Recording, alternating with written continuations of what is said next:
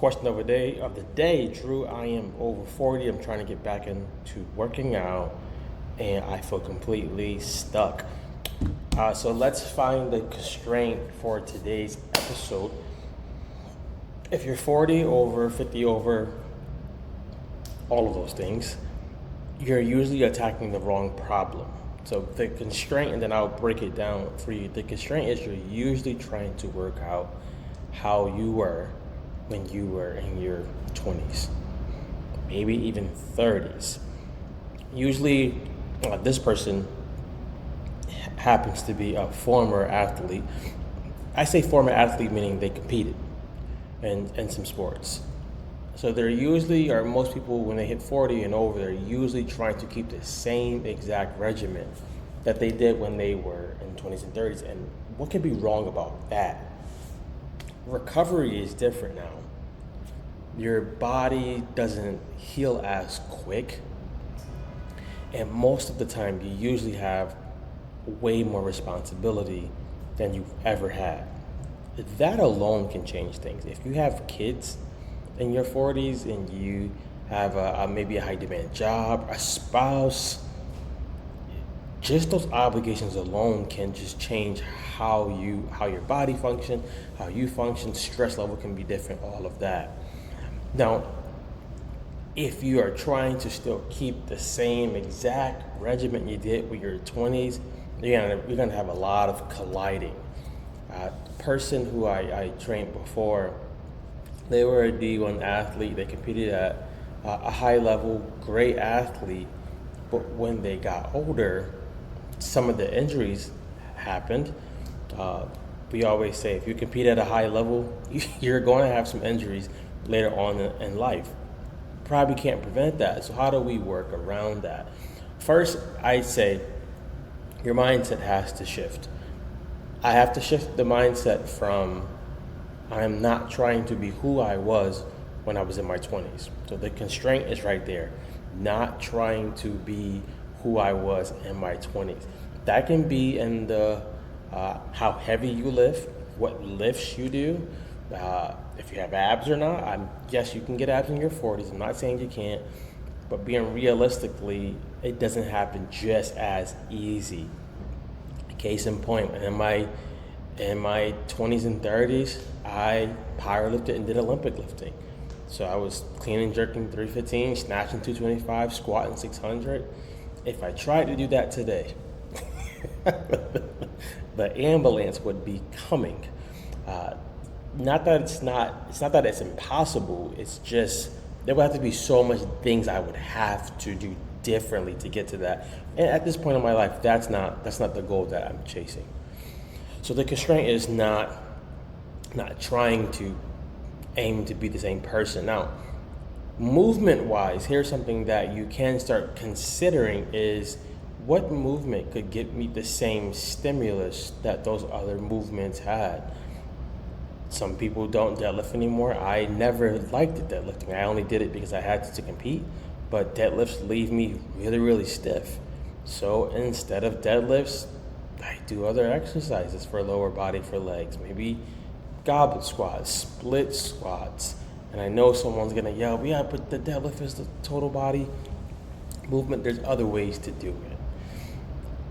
The second part of the constraint that we wanna look at is I actually have an advantage being 40 that I probably didn't have in my 20s, where because I have responsibilities and because I have maybe more knowledge, I realize I probably don't even have to work out that long. I don't need to be doing 2-hour workouts unless I want to.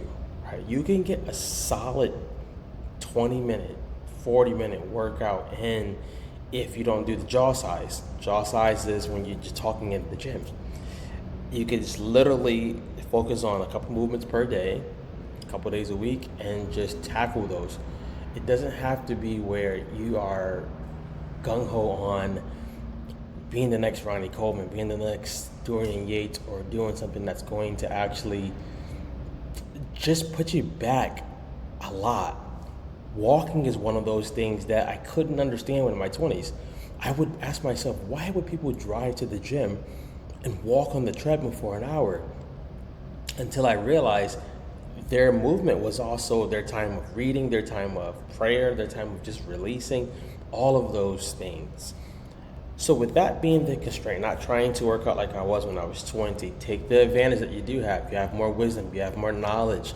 The time constraint could actually be a blessing. You don't have a lot of time in the gym to just mess around, but I want to leave you with this that you can actually start implementing right now. Pick 3 days out of the week and say, hey, I'm going to dedicate 15 to 30 minutes, and those are going to be my wellness days.